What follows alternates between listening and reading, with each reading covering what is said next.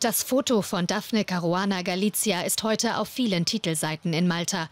Plastiksprengstoff sei für die Autobombe genutzt worden, mit der die Journalistin getötet wurde, berichtet eine Zeitung. In dem kleinen EU-Land ist der Schock über den grausamen Mord vom Montag immer noch groß.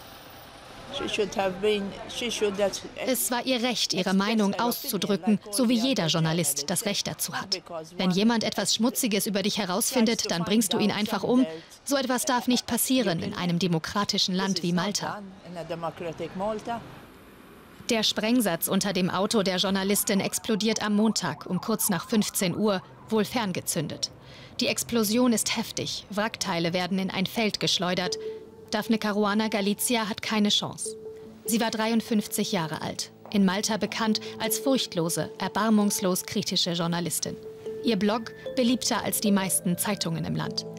Galizia recherchierte zum Beispiel im Drogenmilieu, zu Mafiastrukturen und immer wieder zur Korruption in der Politik und der Geschäftswelt.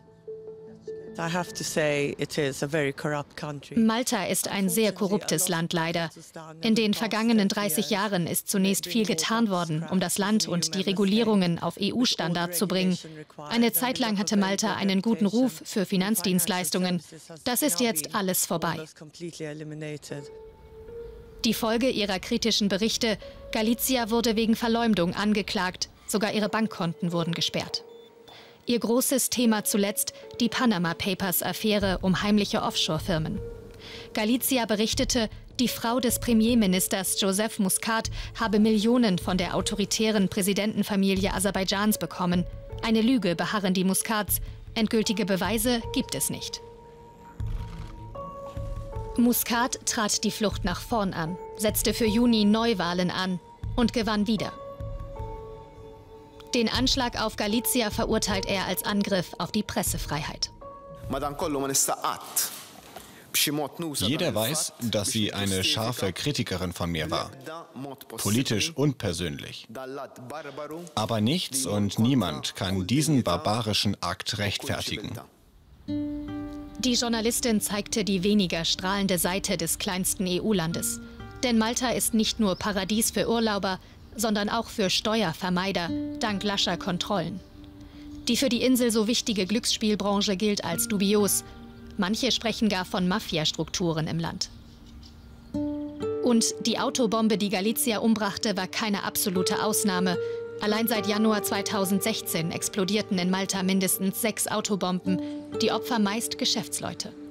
Journalisten wurden zwar bisher nicht umgebracht, aber schon länger beobachten wir, dass kritische Journalisten mit Diffamierungsklagen überzogen werden, nur weil sie kritisch berichtet haben. Außerdem hat Daphne Galizia schon länger Drohungen erhalten. Vor 2 Wochen soll die Journalistin sogar zur Polizei gegangen sein. Die habe das ignoriert, berichten maltesische Medien. Auf Facebook macht einer ihrer Söhne, Matthew Caruana Galizia, seiner Trauer und Wut Luft. Er ist selbst Journalist und schreibt, Politiker und Behörden hätten Blut an den Händen. Die Regierung von Malta hat ermöglicht, dass im Land eine Kultur der Straflosigkeit entstanden ist.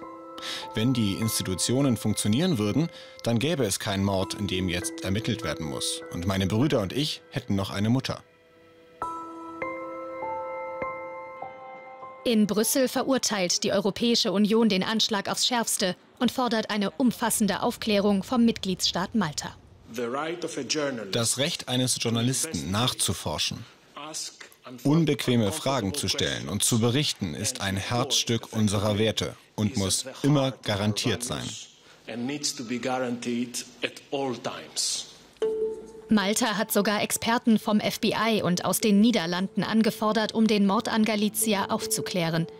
Deren düstere letzte Worte, geschrieben etwa 30 Minuten vor ihrem Tod: Die Gauner sind jetzt überall, die Situation ist verzweifelt. Viele derer, die in Malta trauern und Antworten fordern, zweifeln, dass die Wahrheit über den Tod von Daphne Caruana Galizia je bekannt wird.